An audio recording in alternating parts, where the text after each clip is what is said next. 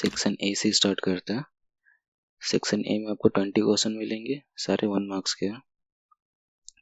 First question, HCF of 3 cube into 5 square into 2, 3 square into 5 cube into 2 square and 3 to the power 4 into 5 into 2 cube is. लोग इसमें क्या करना होता है, HCF में जो कॉमन टर्म होता है वो हमें ढूंढना होता है। जैसे यहाँ पे 3 है, 5 है, 2 है, सभी में 3, 5, 2 है। अब आप ढूंढो कि मिनिमम पावर किन में कॉमन है, कौन सा। जैसे यहाँ पे 5 स्क्वायर है, यहाँ पे 5 क्यूब है और यहाँ पे 5 है, तो हम कौन सा लेंगे, 5। एंड 3 के पास 3 क्यूब है, 3 स्क्वायर है एंड 3 to the power 4 है, तो मिनिमम कितना है, 3 स्क्वायर। तो यहाँ पे क्या लेंगे, 3 स्क्वायर। एंड 2 पावर 1 है, पावर 2 है, पावर 3 है, तो हम क्या लेंगे, 2। कितना हो जाएगा, 3 3 is 9 into 5 into 2, 5 2 is 10, 10 into 9 90। Option number B. Second question, the system of linear equations represented by the line L and M is consistent with unique solution, inconsistent, consistent with 3 solution और consistent with many solution, parallel। तो no solution होता है। अगर एक के ऊपर एक बन रहा है देन उस पे होता है हमारा इन्फिनिटली मेनी सॉल्यूशन। बस इस कंडीशन में जब वो क्रॉस करें एक दूसरे को तो वो यूनिक सॉल्यूशन देते हैं। तो मेरा आंसर हो जाएगा option number A, consistent with unique solution। Third number, the value of k for which the quadratic equation kx square minus 5x plus 1 is equal to 0 does not have a real solution is। आपको discriminant find करना होता है। Discriminant क्या होता है, b square minus 4ac। अब अगर आप इस पे कंफ्यूज हो रहे हो, इसमें ग्रेटर देन होता है, लेस देन होता है या इक्वल टू होता है, तो ये मत करो। क्या करो आप, b square minus 4ac 0 equate कर दो, आपको k का आंसर मिल जाएगा। b क्या है इसमें, माइनस 5 का स्क्वायर माइनस 4 इंटू ए के है हमारा, c 1 है। सॉल्व करो, 25 minus 4k equal to 0। 4k को राइट हैंड साइड ले जाओ, तो 25 is equal to 4k। Cross multiply जब करोगे तो k इक्वल टू 25/4 आ जाएगा। Option number B. The distance between the points A B and minus A minus B is. Simple distance formula apply करना है। ये x1 y1, ये x2 y2, तो x2 minus x1 square plus y2 minus y1 square, x2 minus a x1 plus a minus करना है, plus y2 minus b whole square. ये हो जाएगा माइनस 2a का स्क्वायर प्लस माइनस 2b का square root के under, then ये 4a square plus 4b square, minus का स्क्वायर प्लस हो जाएगा, 4 कॉमन ले लो, a square plus b square. जब 4 रूट से बाहर आएगा तो क्या हो जाएगा, 2 रूट के अंदर रह जाएगा a square plus b square. Option number C. 5 नंबर, in the given figure PQ and PR are tangents to a circle centered at O. If angle QPR equal to 35, this angle, then angle QOR is equal to, हमें ये angle find करने के लिए बोल रहा है। Options दे रखे हैं 70 degree, 90 degree, 135 degree, 145 degree. Tangent perpendicular है यहाँ पे, एंड यहाँ पे भी टेंजेंट पे परपेंडिकुलर है। तो जहाँ पे टेंजेंट पे परपेंडिकुलर होता है तो वहाँ पे कितना एंगल बनता है, 90 डिग्री। यहाँ पे भी कितना बनेगा, 90 degree. Angle O plus angle Q plus angle R plus angle P is equal to 360 हो जाएगा। एंगल O हमें फाइंड करना है, angle Q 90 degree plus angle R 90 degree plus angle P given है क्वेश्चन में 35 डिग्री। कितना हो जाएगा, angle O plus 90 plus 90 180, 180 plus 35 8 to 10 111 215 equal to 360। अब हमें एंगल O फाइंड करना, हम क्या करेंगे, 360 माइनस 215 माइनस कर देंगे, 10 minus 5 5, 5 minus 1 4, 3 minus 2 1, 145 degree। Option number D. Next question number 6, if triangle ABC is similar to triangle PQR such that 3AB equal to 2PQ and BC equal to 10 cm, then length of QR is। इसको आप कैसे solve कर सकते हो, हमारे पास तो triangle given है, draw कर लेते हैं A B C and triangle P Q R. Question में गिवन है 3AB इक्वल टू 2PQ, इसको हम इस तरह से भी लिख सकते हैं AB upon PQ equal to 2/3, AB 2PQ 3 and BC equal to 10, ये हमें दे रखा है 10 सेंटीमीटर, हमें ये फाइंड करने के लिए बोल रहा है। सो थ्योरम से क्या हो जाएगा, AB upon PQ is equal to BC upon QR, values put कर दो 2/3 10/QR, 2 1 जा 2 5 जा, जब क्रॉस मल्टीप्लाई करेंगे तो QR equal to 5 into 3 that is ये 15 आ जाएगा, option number B. Next question number 7, if 3 cot A is equal to 4 where A is greater than 0 degree and less than 90 degree then sec A is equal to, आपको इसमें क्या करना है, इसको arrange करके लिख लो, 3 cot A इक्वल टू 4 है, सो cot A equal to 4/3 हो जाएगा, एंड cot क्या होता है, बेस अपॉन परपेंडिकुलर, तो हमें फाइंड क्या करना है, हाइपोटेनस। हाइपोटेनस फाइंड क्यों करना है, क्योंकि सेक ए का वैल्यू होता है hypotenuse upon base.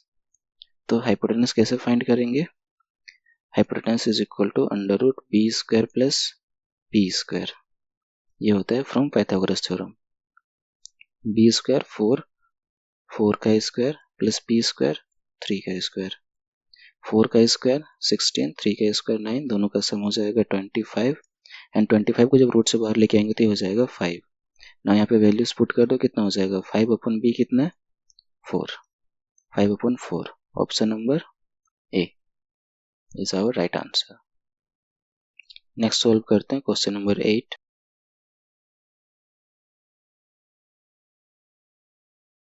Triangle BAC is similar to, इन दोनों फिगर्स में कौन से ट्रायंगल आपस में सिमिलर हैं, in the given figure triangle BAC is similar to, triangle BAC किसके सिमिलर होगा, ट्रायंगल AED के या फिर ट्रायंगल EAD के या फिर ट्रायंगल ACB के या फिर ट्रायंगल BAC के।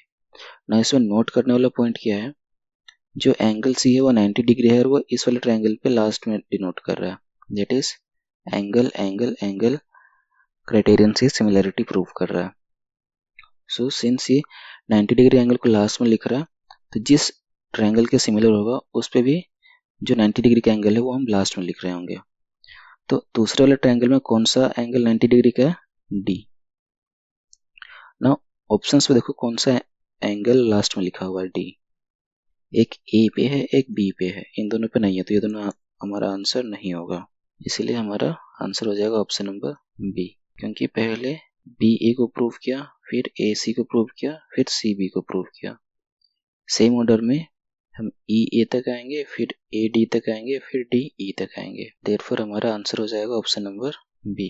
Question number 9, if HCF of 420.189 is equal to 21, then LCM of 420 and 189 is, इसमें फॉर्मूला यूज करोगे HCF into LCM is equal to both the numbers।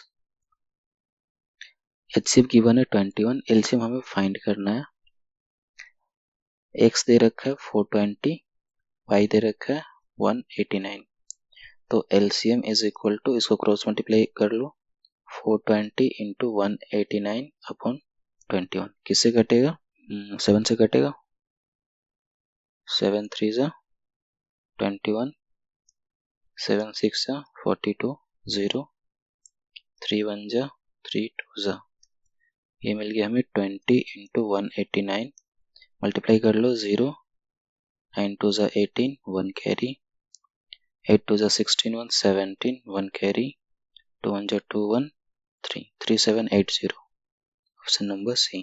Next question, the fourth term from the end of the AP -8 -5 -2 dash dash 49, basically इसमें क्या हो रहा है, जो हमें AP given है -8 -5 -2 डैश डैश 49 तक जा रहा है, विच मीन्स हमारा नंबर्स इंक्रीज हो रहा है, यहाँ पे कितना हुआ +3, फिर +3, फिर +3। तो अगर हम इसको रिवर्स ऑर्डर में लिखें तो 49 -3 कितना हो जाएगा, 46 -3 40 43 डैश डैश कहाँ तक जाएगा, -8 तक जाएगा। इस कंडीशन में क्या हो रहा है, जो कॉमन डिफरेंस है वो 3 से डिक्रीज हो रहा है, 8 से नहीं 3 से डिक्रीज हो रहा है। हमने क्या किया इसमें, जो एपी हमें गिवन था उसका हमने क्या किया, इनवर्स ऑर्डर में लिख दिया, लास्ट को पहले एंड फर्स्ट को लास्ट में लिख लिया। अब इस पे देखो फर्स्ट टर्म हो जाएगा हमारा 49, कॉमन डिफरेंस हो जाएगा -3। हमें फाइंड क्या करना है, fourth term from the end. तो 1 2 3, अब चाहो तो डायरेक्ट निकाल लो, यहाँ पे -3 कर लो, आ जाएगा 40। यही आपका आंसर हो जाएगा। पहला मेथड तो ये हो गया। दूसरा, आप इस पर फॉर्मूला अप्लाई कर लो, A4 is equal to A plus 4 minus 1 into D. 4 क्यों, क्योंकि यहाँ पे n-1 होता है। A का value 49 plus 4 minus 1 3 into D -3 है। 3 इंटू 3 9 प्लस माइनस माइनस, सो 49 माइनस 9 कितना हो गया, 40। ऐसे भी आंसर आ गया। ठीक है, तो आपको जो इजी लगता है उससे करना। Another question, in the given figure, if triangle OCA is similar to triangle OBD, then angle OAC is equal to, angle OAC, ये एंगल हमें फाइंड करना है जब ये ट्रायंगल और ये ट्रायंगल दोनों सिमिलर है। जो लाइन AD है वो इंटरसेक्ट कर रहा है लाइन BC को, दैट इज लाइन AB पे जो एंगल बनेगा वो पूरा 180 का बनेगा, एंड यहाँ पे ये 110 डिग्री का एंगल बन रहा है। तो यहाँ पे कितने का बन रहा होगा, 180 माइनस 110 कितना हो जाएगा, 0 8 माइनस 1 7। तो ये जो एंगल है वो कितने का बन रहा होगा, 70 डिग्री का। सो विच मीन्स अगर ये 70 का बन रहा है तो ये भी 70 का बन रहा होगा, वर्टिकली अपोजिट एंगल। सो हमें क्या क्या मिल गया, 58 दे रखा है, ये एंगल 70 मिल गया।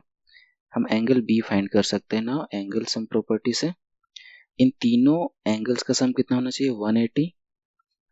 ओके 180, हम 180 में से क्या माइनस करेंगे, 58 प्लस 70 कितना हो जाएगा, 58 प्लस 70 808, 5 प्लस 7 12, माइनस करो कितना आएगा, 8 2 10 एंड 7 माइनस 2 5 52। तो एंगल भी हमें मिल गया 52।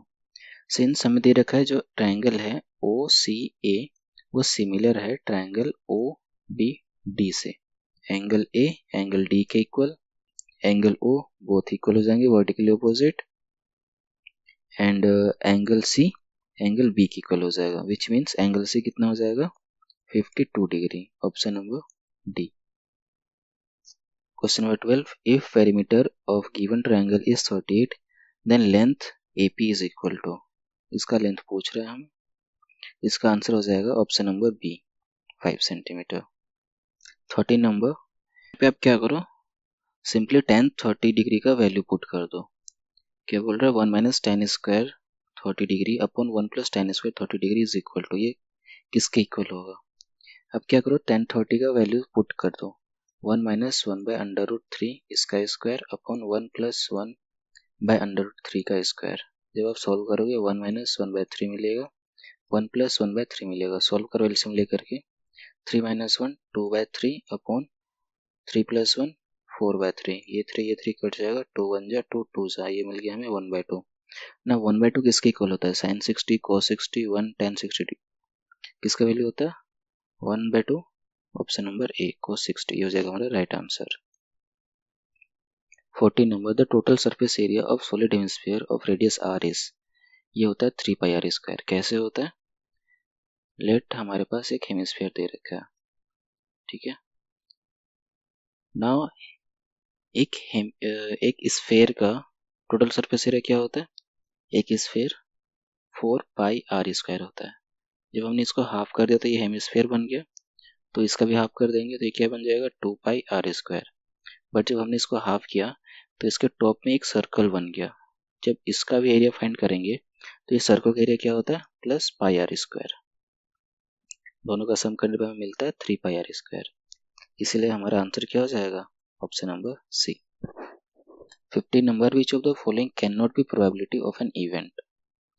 कौन सा इवेंट का प्रोबेबिलिटी नहीं हो सकता। नाउ नोट करो, प्रोबेबिलिटी 0 और 1 के बीच ही होता है, ना तो 0 से कम होगा और ना ही 1 से ज़्यादा होगा। और अगर परसेंटेज में हम निकालें तो परसेंटेज में 0% से 100%, उससे ना तो ज़्यादा होता है ना तो कम होता है। सो 0.4 हो सकता है, क्योंकि इसको हम लिख सकते हैं 4/10, जो कि आ जाएगा 1/5, एंड ये 1 एंड 0 के बीच ही है। 4% ये भी हो सकता है, 0.04% ये भी हो सकता है, बट 4 नहीं हो सकता। 4 1 से बड़ा है, इसलिए हमारा करेक्ट आंसर हो जाएगा ऑप्शन नंबर डी। 16 नंबर, the roots of quadratic equations are. इसके लिए हमें क्या करना पड़ेगा, डिस्क्रिमिनेंट फाइंड करना पड़ेगा। d equal to B square minus 4ac से कंपेयर करो। b कितना है, -4√3, पुट करो -4√3 का स्क्वायर माइनस 4 इंटू ए 3c4। सॉल्व करो। -4 का स्क्वायर हो जाएगा 16, इंटू √3 का स्क्वायर 3, -4 3 ज़ा 12, 12 4 ज़ा 48, 6 3 ज़ा 18, 1 कैरी, 3 1 ज़ा 3 1 4, 48 माइनस 48 कितना होता है, 0। सो जब ये 0 की इक्वल आ रहा है तो इसका नेचर कैसा होगा, रियल एंड इक्वल। 16 का option number B. Next question देखो, the following distribution shows the marks distribution of 80 students, the median class is.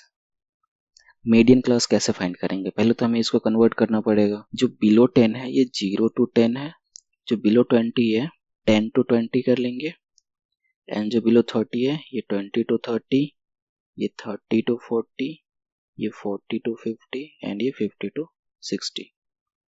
Now number of students को हम एग्जैक्ट ऑर्डर में लिखने के लिए क्या करेंगे, हम प्रीवियस फ्रीक्वेंसी से करंट फ्रीक्वेंसी को माइनस कर देंगे।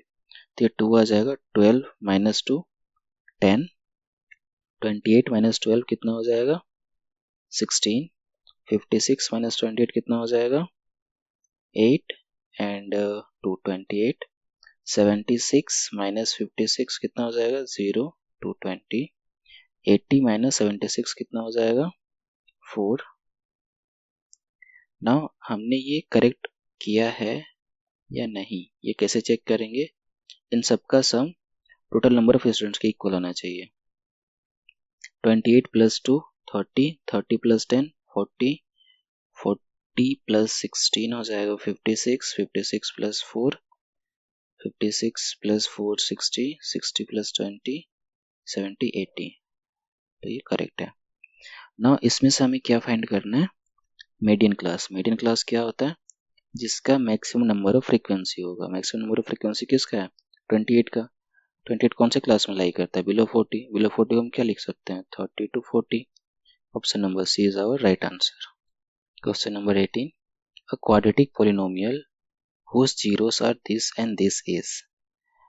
अब आप इसको दो तरीके से सॉल्व कर सकते हो। पहला, एक एक इक्वेशन को सॉल्व करो और जीरोस फाइंड करो। दूसरा, इन्हीं वैल्यूज को उठा के इनमें पुट कर दो, अगर जिस पे जीरो आ गया वही हो गया हमारा आंसर। तो हम कैसे करेंगे, वैल्यूज उठा करके पुट कर देते हैं। सबसे पहले पुट करते हैं 2/5 को ऑप्शन नंबर ए में। तो 25 इंटू 2/5 का स्क्वायर कितना हो जाएगा 4/25, प्लस 5 इंटू 2/5 क्या हो जाएगा 2/5 माइनस 2, ये 5 कट गया, 25 कट गया, ये -2 +2 ये दोनों कट जाएंगे, बच जाएगा हमारे पास 0, जो कि 0 बच जाएगा हमारे पास 4, जो कि 0 नहीं आ रहा है, देयरफॉर ये हमारा आंसर नहीं होगा। बी पे पुट करो 2/5, 5 इंटू 4/25 माइनस 2 इंटू 4/5 प्लस 1, 5 1 जा 5 5 जा, ये हो गया हमारा 4/5 माइनस 4 टू ज़ा 8/5 प्लस 1, एलसीएम ले लो, एलसीएम आ जाएगा 5, 4 माइनस 8 प्लस 5, 5 4 9 माइनस 8/5 1/5, देयरफॉर ये भी हमारा आंसर नहीं होगा। और यहाँ पे प्लस दे रखा है और प्लस हमने अभी अभी करा था, तो ये भी ऑप्शन होने से रहा। डी पे पुट करो, 25 इंटू 2/5 का square 4/25 minus 5 into 2/5 minus 2, 25 cut जाएगा, 4 माइनस ये 5 कट जाएगा, -2 -2 -4 ये दोनों कट जाएंगे, 0 आ रहा है, ये हमारा आंसर। आप इसको दूसरी तरीके से भी सोल्व कर सकते हो। अनदर क्वेश्चन है assertion and reason. In the question number 19 and 20, statement of assertion A is followed by a statement of reason B. Reason R. Choose the correct option. अगर दोनों assertion and reason सही हैं और reason correct explain कर रहा है assertion को, तो हम ऑप्शन नंबर ए लगाएंगे। अगर दोनों assertion and reason करेक्ट है बट रीजन करेक्ट एक्सप्लेन नहीं कर पा रहा, तो ऑप्शन बी लगाएंगे। अगर assertion ट्रू है बट रीजन फॉल्स है, देन ऑप्शन नंबर सी लगाएंगे। और अगर assertion फॉल्स है और रीजन ट्रू है, तो ऑप्शन नंबर डी लगाएंगे। 19 का चेक करते हैं। The sequence -1 -1 -1 dash dash -1 is an AP. क्या ये एक एपी है? एपी का कंडीशन क्या होता है? कॉमन डिफरेंस सेम आना चाहिए। -1 -1 इज इक्वल टू कितना हो जाएगा? -1 + 1 दैट इज 0। तो इनका कॉमन डिफरेंस कितना है? 0। तो क्लियरली ये हमारा एपी हो सकता है, क्योंकि एपी का कंडीशन क्या होता है? जो कॉमन डिफरेंस है वो सभी में सेम आना चाहिए, और यहाँ पे सेम है। Reason in an AP an-1 is constant where n is greater than 2 and n belongs to natural number. हमें एक कंडीशन दे रखा है एपी का an -an-1 ये एक कांस्टेंट होगा। वैल्यू पुट कर दो, n का वैल्यू हम 2 या फिर 2 से बड़ा ले सकते हैं, तो हम 2 लेते हैं स्टार्टिंग में। a2 माइनस a2 -1, सो a2 कितना होता है? a plus n-1 into D, ये हो जाएगा a प्लस 2 -1 d, n2 -1 1 हो जाएगा, इज इक्वल टू a1 का a plus n-1 into D में अगर आप पुट करोगे n की जगह पे 1, तो ये सेक्शन 0 हो जाएगा, ये मिल जाएगा a। और जब a इधर आ जाएगा तो ये a minus a plus D ये दोनों कट जाएंगे, ये हमें केवल d मिलेगा, और d कांस्टेंट टर्म होता है, तो इसीलिए असर्शन भी सही है, रीजन भी सही है, और रीजन करेक्ट एक्सप्लेन भी कर रहा है असर्शन को। हमारा ऑप्शन नंबर हो जाएगा ए। क्वेश्चन नंबर 20 देखो, assertion 2 + √3 into √3 is an irrational number. Reason product of two irrational numbers is always irrational number. Check करते हैं, जब इसको मल्टीप्लाई करके देखो, 2√3 + √3 इंटू √3 कितना हो जाता है? 3। क्या ये एक इरेशनल नंबर है? ऑफ कोर्स ये एक इरेशनल नंबर है, क्योंकि यहाँ पे √3 आ रहा है। सो अगर हम इस √3 को 2 से मल्टीप्लाई करके 3 ऐड भी करेंगे तभी भी ये इरेशनल ही रहेगा, तो असर्शन तो करेक्ट है। रीजन, दो इरेशनल नंबर्स को जब हम मल्टीप्लाई करते हैं तो वो इरेशनल ही रहता है, ऐसा तो नहीं है। जब आप √3 इंटू √3 करोगे तो क्या हो जा रहा है? 3 हो रहा है, यहीं पे देखो, तो रीजन तो करेक्ट नहीं है, तो इसका करेक्ट आंसर हो जाएगा option number C. Assertion true है बट रीजन फॉल्स है, ये सही है, ये रॉन्ग है, तो इसका हो जाएगा सी, ये